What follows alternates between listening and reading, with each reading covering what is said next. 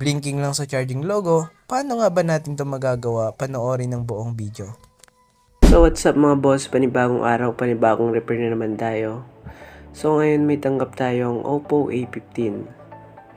At ang issue neto, nagbi-blink-blink lang sa charging logo pag sina-charge. Try natin. So ayun nga mga boss, mabasa yung charging logo. At yun nga mga boss, nagbi-blink-blink na talaga.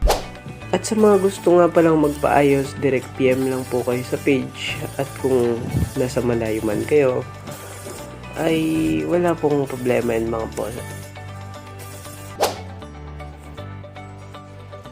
Mas tingnan natin kung successful nga ba yung gawa natin. So ayun na nga mga boss, success. Goods na at sobrang saya ni customer neto nung nakita niyang okay na yung cellphone niya. At hanggang dito na lang mga boss. Salamat sa panonood.